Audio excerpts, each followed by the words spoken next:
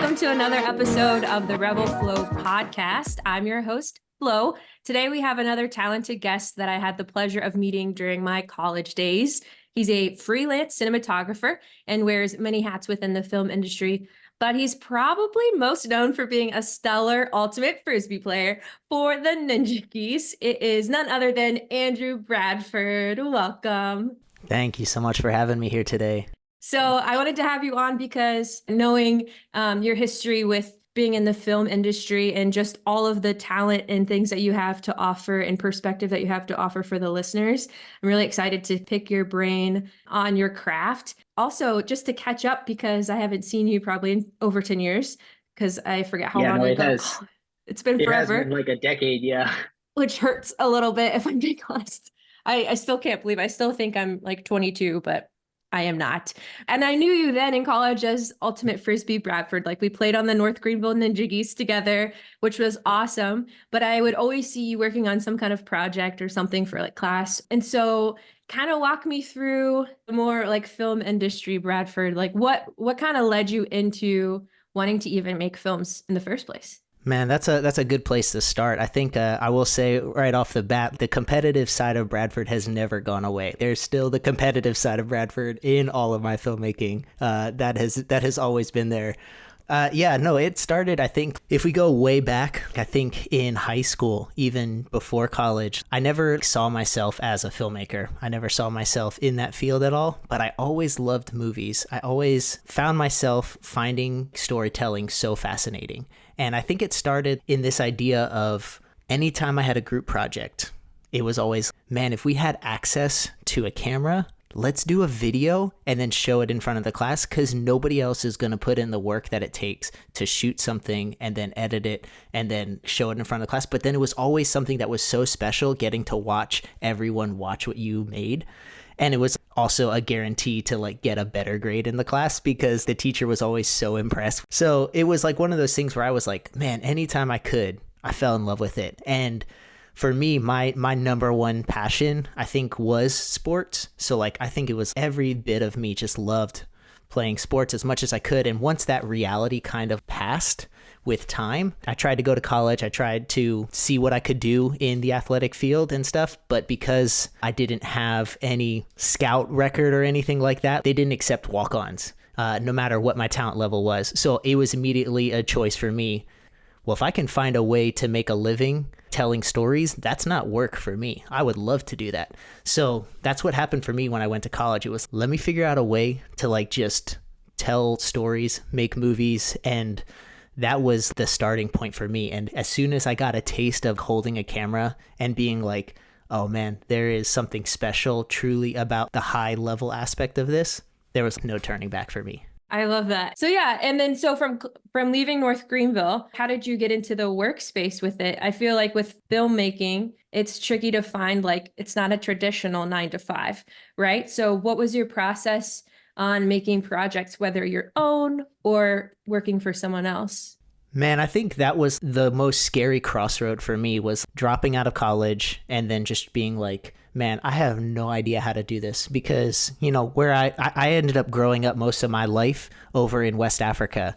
And so moving to the States to go to college and then try to figure that out and then immediately making the choice to be like, you know, I'm going to drop out and try to figure this out on my own. There was no one to hold my hand and be like, this is the way to go. There was no path set before me. This is like, my parents weren't creative people. I didn't have any ins into the industry. And so for me, it was just a lot of understanding and like, I guess almost a self-realization of, man, you have to want this more than anyone wants this for you. No one's going to hold your hand and help you get to where you want to go more than what you are going to do. So for me, it just became this idea of, you're just going to have to put your head down and let your work ethic speak for itself. You're going to have to be willing to like get up and work harder than anyone else. And I think the competitive side of me, who just loves sports and loves athletics, like that was a very easy translation of just, okay, I can put in the work myself. If it's going to take me having to work harder than anyone else around me, not that I was by any means better than anyone, but that mindset of just, I'm going to find a way to show up every day and I'm going to figure out how to teach myself how to do this. And so it just became a lot of me just asking people for chances, hustling as hard as I could, sleeping on friends' couches while I was trying to figure out how to pay rent. And then it was a lot of peanut butter and jelly sandwiches until things started to connect. So your family was still in West Africa the whole time. Yeah, so I didn't have any family in the US until later. I think my younger sister ended up moving to the US and she went to college, but it was in another state and all that stuff. So we were still long distance. So yeah, it was still a lot of, we were all spread out, and then we just tried to see each other whenever we could, like once every 2 or 3 years. And I went to boarding school too while I was in Africa. So my whole life has been in that kind of a world. So it wasn't like anything new for me. It was definitely a difficult challenge to like kind of be like, all right, you're coming to a new country and now you're going to try to figure out how to survive as an adult. And now you're going to try to figure out a career you had no idea anything about. And I think it was one of the toughest things I've gone through, but it's one of the things that I'm also so proud of, being like, man, there was no moment that I ever allowed myself to back out of it. This is plan A, B, C, D, and we're going to work hard for this, and it's going to be worth it. And it's so interesting that you picked this path when you hadn't even seen it been done by anybody before that you was in your circle. And so for you, it was really pioneering, right? Going into it, you really had to forge your own path. But like you said, it was probably the hardest time in your life navigating as an adult. But what a stake in the ground to be able to say, well, now I can do anything now. Did you use that as an anchor point for going forward to give you confidence for future projects? I think what it did for me was it actually really gave me a good focus, and it put me in this position to where I was no longer having anything to fall back on. And so what it really did was it really helped me find like-minded people. My heart was able to just find these like-minded people who were willing to just really work hard for things. And I think that was such a good thing for my heart. But it really gave me the ability to just see that, man, this path doesn't have to be pretty. This path doesn't have to be easy, nor do I want it easy, but it's worth it. I don't think that there's ever been someone that I have seen, I guess, in life or afar that has been given something on a silver platter or been able to like have their first thing work out so well and then have a ton of respect for them. For me, it's been, who are the people that work really hard at something and it takes them a long time to get to where they're going? Those are the people that we all end up looking up to and being like, oh, that's why you're a master of your craft. It's like someone like Roger Deakins, who nobody knew about because he was shooting a bunch of documentaries, and then all of a sudden he's like the most famous cinematographer and so great at what he does, but it's because of the foundation he did. Or like Leonardo da Vinci painting all these pictures where we get to see all the great stuff he's done, but everyone forgets the foundation of what he started at, where no one would hire him as an artist. And so he made a living just drawing people's headshots that got arrested by police officers just so they had a record for like 10 years. And that's how he learned human anatomy and facial structure, was just like all of this because he wasn't getting hired as an artist. And so there's like all these cool examples. And so for me, it was this idea of finding people that were like willing to work hard, and it didn't have to be like this overnight success, but they were willing to still be like, let's figure out how to be great. And I think that being in that place, and like having that focus and like being in a location in life where I was not able to fall back onto anything else, that really set me up, I think, for so much, I wouldn't say success because it's not like I'm off killing it or anything right now, but it gave me a good foundation for where I am now. That whole sink or swim mentality, you get more skill sets out of that than if you have a smooth road. Yeah, exactly what you just said. Sorry, I think I need to eat something because I like ran a bunch this morning. I'm in marathon training. And so when I watch... Oh, that's so crazy. I'm actually training for a marathon as well. Are you? Wait, what are you training for? So I'm training for a marathon as well. This will be my third marathon, and I'm training either. I'm gonna do a half marathon this next weekend to see when I want to do my next marathon, either April 28th or May 27th. So I'm either gonna go to Eugene, Oregon, or I'm gonna go to Buffalo and do a marathon. What are their? This will be your third. What were your first two? I did Eugene as my first one, and then I did Vancouver as my second. Oh man, those are so beautiful. No, so right now I'm actually training to qualify for Boston. I'm hoping to try to run this next marathon like somewhere between like 2:46 and 2:51. That's my hope. Whoa. So what's your splits? What are your mile splits? I'm trying to train for my marathon to run at like between a 6:20 and a 6:30 pace. Well, I don't know about right now, but when I was speed training, I could run 1 mile at 6:18 and then I'd be dead. That's so That's impressive. amazing. I love it. That No, was it doesn't matter how many miles you run at that. That's a hard pace to hold. so that's incredible. I think you only have to get sub 3 hours, right, to qualify? You do, but then there's like the secondary cutoff because of how many people run the race. They cap it at a certain number, so depending on how many people like qualify that year, so for me, I would have to run under 255, but I also like am trying to qualify for New York at the same time, and New York is 253, and so trying to qualify for both at the same time, and I think that I'm pretty close between like 246 and 250 pace right now. That's my hope. That's great. I think you've got a good shot if that's what kind of mileage and stuff you're doing, or your splits. Oh, to bring it back, the enduring was that the video you said is not being released yet, or It has no, yeah, that one's coming out hopefully soon. I met her at a race and like just connected with her, and then I saw this accident happen about a year after I met her, and I was like, hey, if you ever want to tell your story, I'd love to just come help tell this whenever you want to. And she finally hit me up and was like, hey, I'd love to tell this, and then we figured out all the dates and everything and just kind of made it happen between the two of us. it was really inspiring. And so it made me wonder, like, if you had, because I knew you were an athlete, but I didn't know if you were in the running field, but obviously you are. Man, running for me has been like such a, not like it's been like an outlet for me, but it has been something that's been able to continue to help me keep the mindset that I try to have in, because I just connect with sports in general. Like it's helped make me it's continued to help make me the filmmaker and the leader that I try to be on set too. You also did another film that I saw the trailer for that takes place in Kenya. And you actually went to Kenya to film it.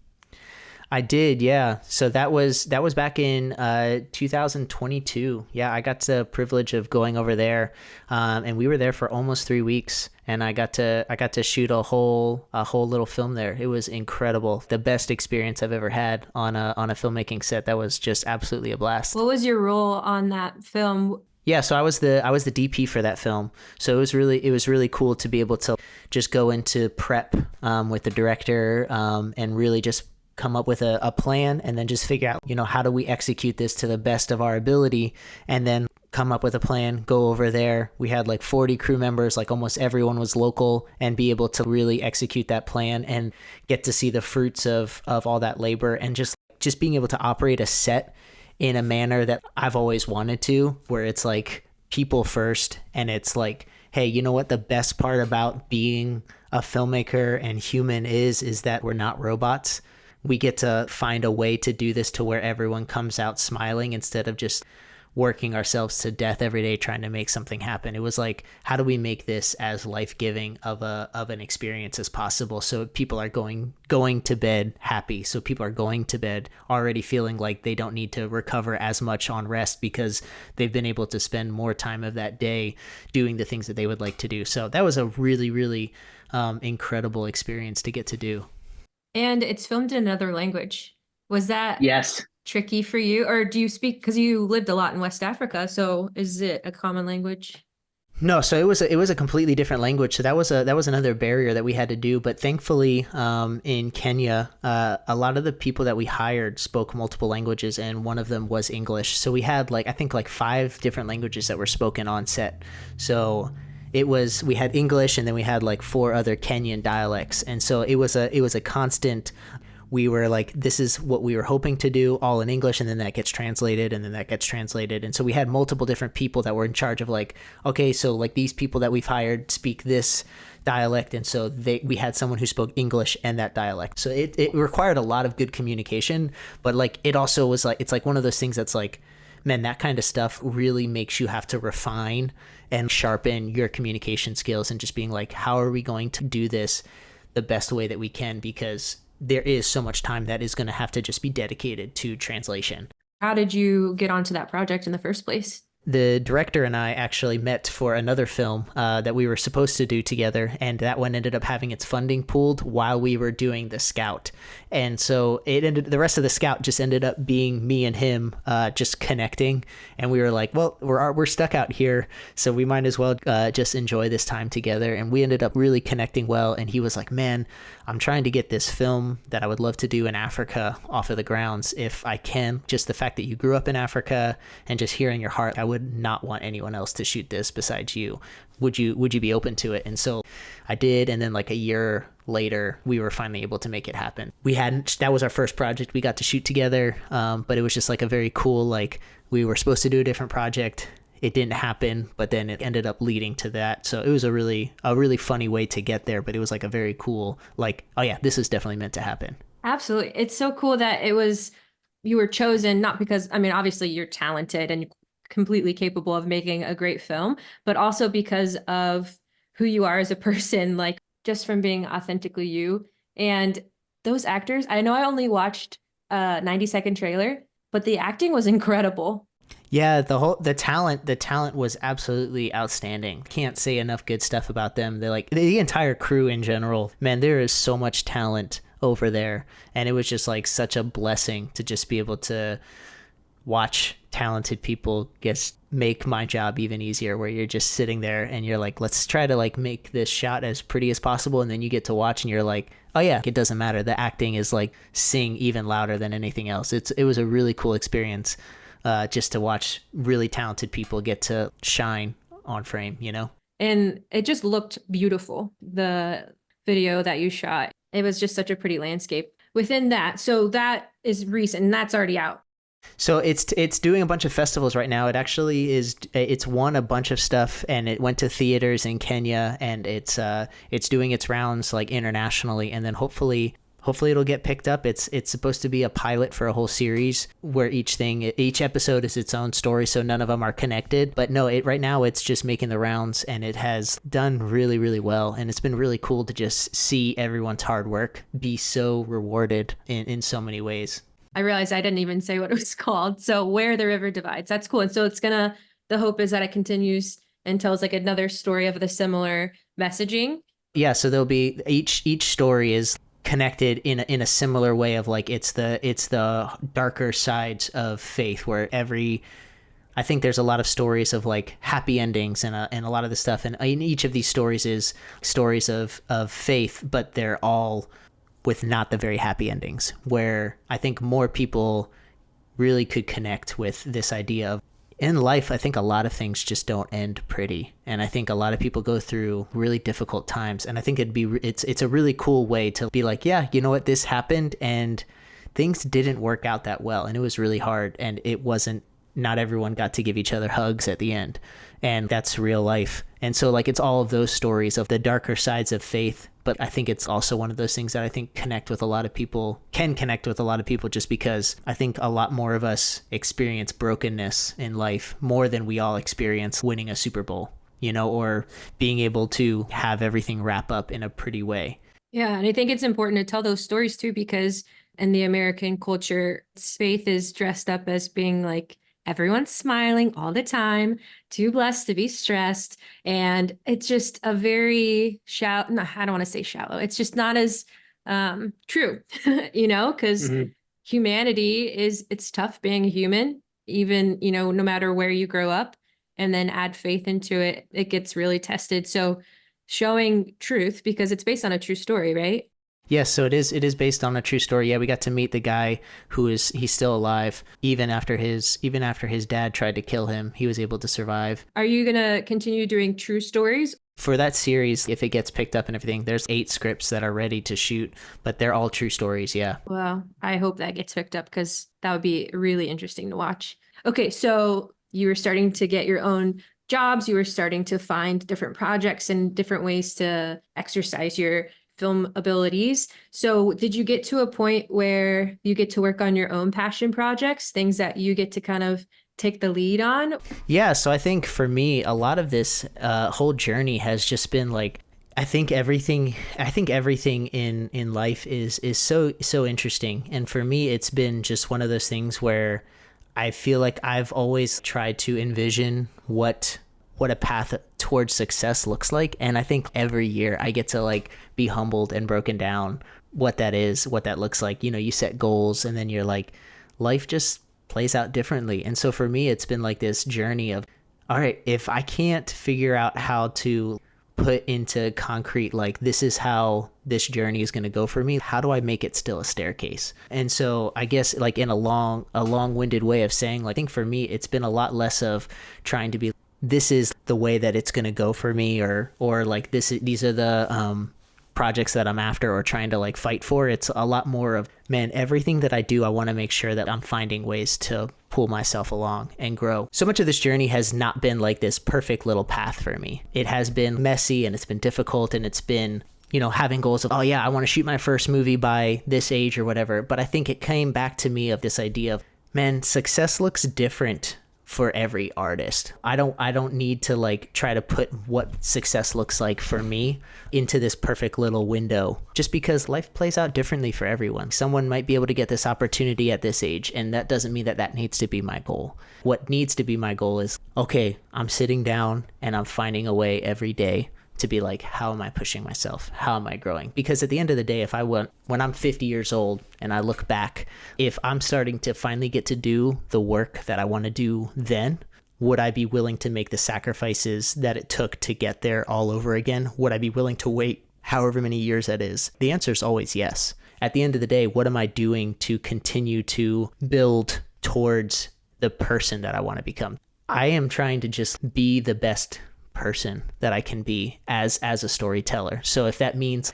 there is a story out there that is just going to require me to just not get paid and just go and tell a really good story, that's what I'm going to do, because I want to be a person that's pursuing that kind of stuff. I think for me, it's all over the board, but it is a journey of just trying to be like, well, no matter what it is, whether it's a paid job, whether it's a commercial, whether it's a movie, every bit of that journey for me has been, are you continuing to find ways to push yourself when the time unfolds for all the dream projects that you've always wanted to be able to tell? Like, when that finally comes, are you doing the work now to become that person?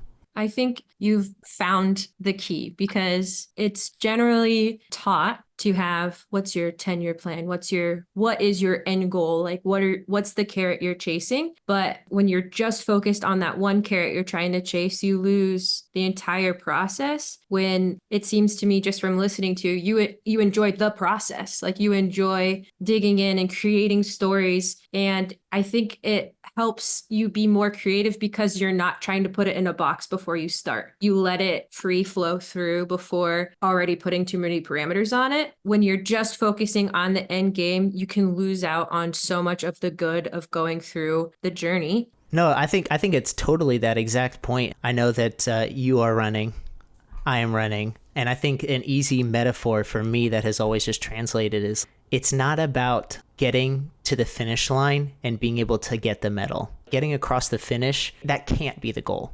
The reason that medal at the end, the only way that can mean anything is if you learn to appreciate the process. You have to fall in love with the process, because that medal will be empty if that's all the focus is on. If suddenly you find a way to like fall in love with the process of, on the good days you show up, on the bad days you show up, when you're tired, when it's cold, when it's hot, when you don't feel like you have any energy, and you still find a way to show up, all of the work for months that it takes to get up to that race, you run it, and then you cross the finish line, and then you get that medal. The reward isn't the medal. The reward is the person that you've become that gets to hold the medal. And so for me, that's been my mindset of, in film, it's like, man, I want to tell the best stories that I can, and I want to tell stories that matter. I'm not here trying to tell stuff, and I'm not just here to pay bills. I'm not here to like tell a bunch of silly stories. What I want to do is I want to tell stories that matter, and I want to make movies that challenge people. But at the same way, I need to remember that so much life growing sometimes just has to happen in a person to be able to tell those stories. So it can't be about rushing the process and being like, I want to DP movies, and then it's not a success until I do then. It's like, man, how do you fall in love with the process of what does it look like to be diligent with all the little tasks? You fall in love with all of the tasks that nobody's going to ever see and reward you for.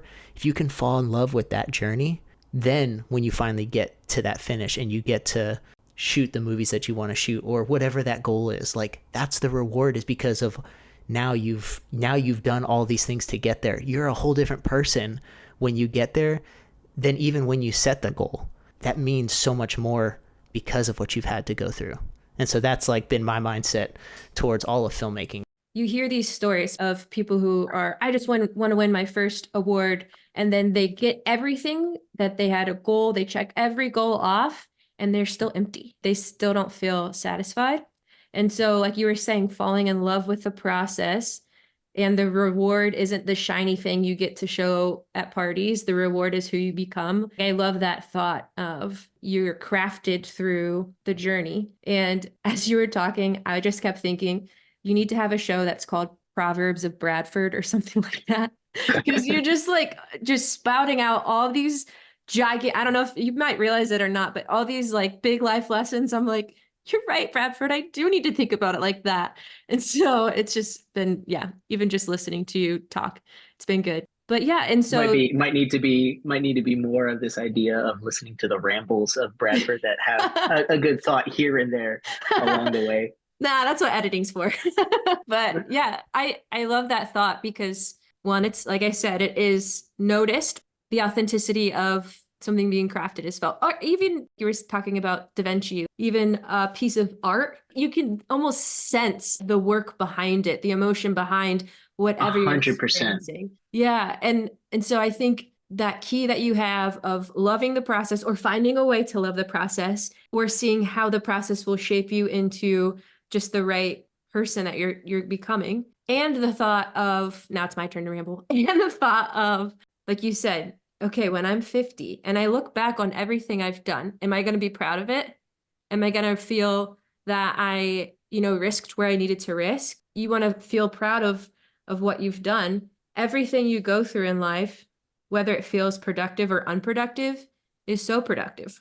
Like literally, there is no such thing as maybe not no such thing, but of being unproductive in the sense like I always have to like produce. But part of the process, as you know, is sometimes your production is when you go for your run. Are you holding a camera? No. Are you working on your specific thing? No, you're running. But that run is inspiring your craft that viewers probably will never know.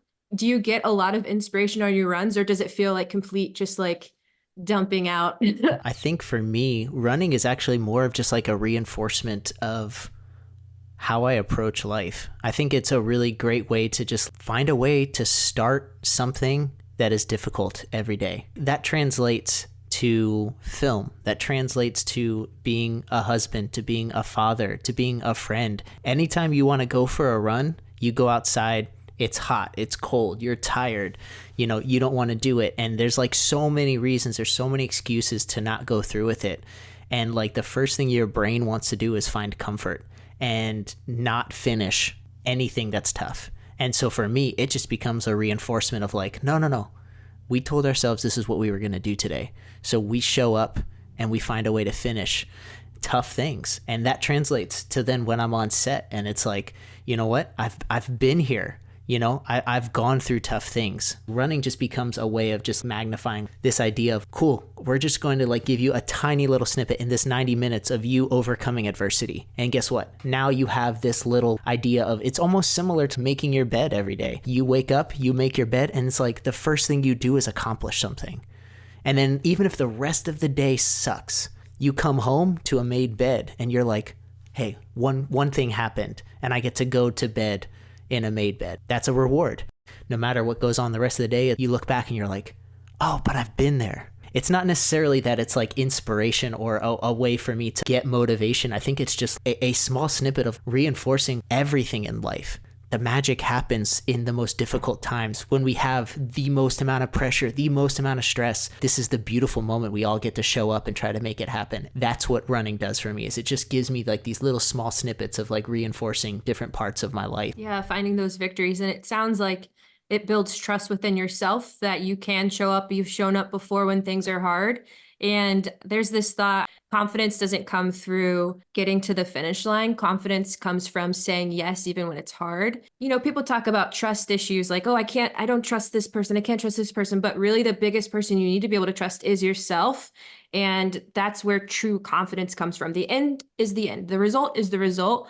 But if you can say to yourself, I can do these things. I've done these things. I can stand on what I've already been through and came out on the other side with. And you get to have those magical moments, those golden hour film shots. And it turns out well because you've built up a history with yourself. That's why self-discipline is so good. Self-discipline isn't punishment. It's more of, because I'm disciplined, I know what I'm saying yes to and I know what I'm saying no to. It's almost actually like the word I like to use is like integrity for yourself. Discipline, I know that word gets thrown around a lot, but it's like, how much do you care about yourself to show up and do the things that you wanted to accomplish? You know, whether that's creatively, whether that's through like just running a marathon. Do you have the integrity to care about yourself enough to show up and do what it would take to get there? Discipline is like viewed as this thing of no pain, no gain. And I don't know if that's necessarily true. It's, do you just care about yourself enough to do what it takes to love yourself to get to where you want to go? And I think that building all of those things, it does build confidence. It does build this desire to just continue to care about all the things in life, I think, that matter. And I think people can look at the films that you've done and see, oh, all of the skills he built got him there, but really all of what you just said got you there. Anybody can learn a skill, anybody can be taught, but if you don't have that yes is yes, my no is no, that self-discipline, that self-integrity, that thing's not going to get made. You might have the skill sets, you might have 10 degrees on your wall, but if you don't have that drive of seeing something through and, you know, finding again love in that process, it's not going to be made. So, you know, for the listeners who are tuning in thinking like, okay, so what is a tactical way to do this? You just said it. It's literally getting up and doing it anyways. You know, you made promises to yourself and you see them through. Hashtag Bradford Proverbs. Okay. So that'll go viral, I'm sure. Is there anything that you would like to share with the listeners? I mean, you shared so much because your job's not a traditional 9 to 5, you're freelance. How, as a cinematographer, a freelancer, do you find work that you're excited about?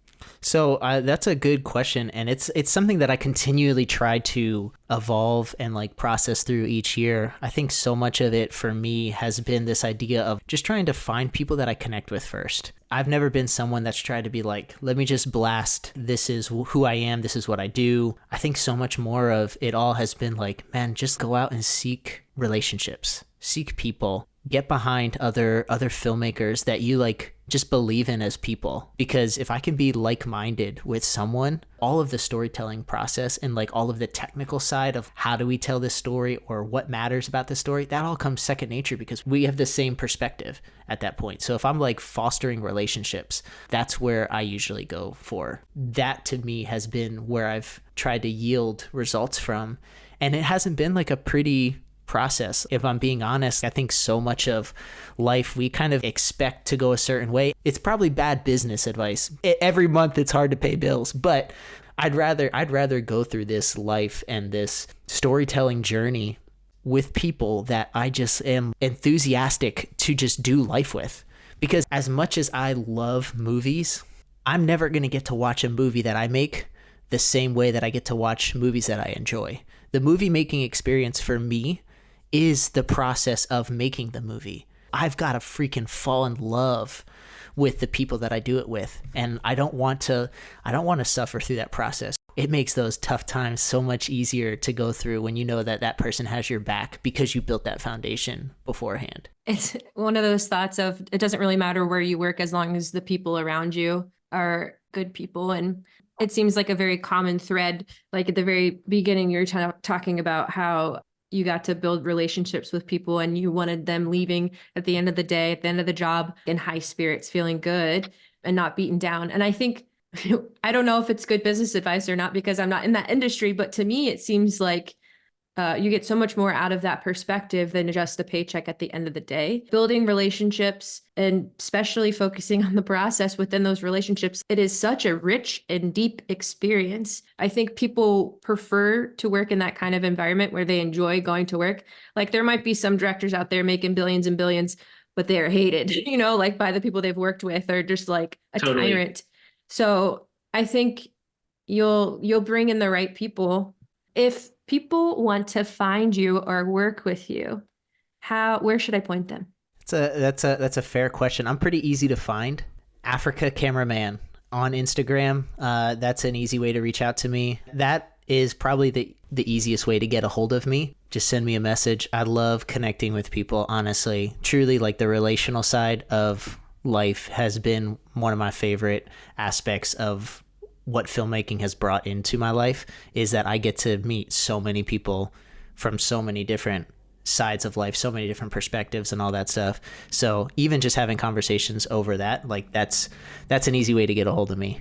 And then is there a piece of advice or even a challenge you would like to share with the listeners?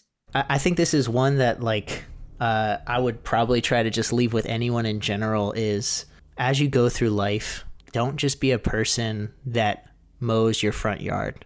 Be a person that, like, mows your backyard as well. All the stuff that no one's ever going to see, all the stuff that no one's going to praise you over, all the stuff that no one's going to give you rewards, that's the stuff that matters, because that stuff will trickle over into everything else. You know, it's like, if you can be willing to do the hard work, whether it gets praised or not, when you get bigger and better opportunities, you've already built that foundation and you continue to build.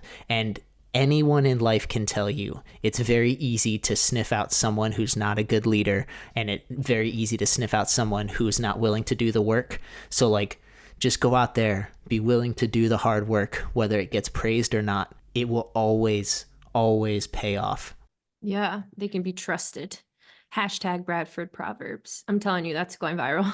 Well, Bradford, that would be a very funny thing to go viral. Go viral. You're gonna have people knocking at your door, like, give me life advice. Bradford, thank you so much for being on my podcast and just bringing, oh my gosh, such good perspective and life lessons.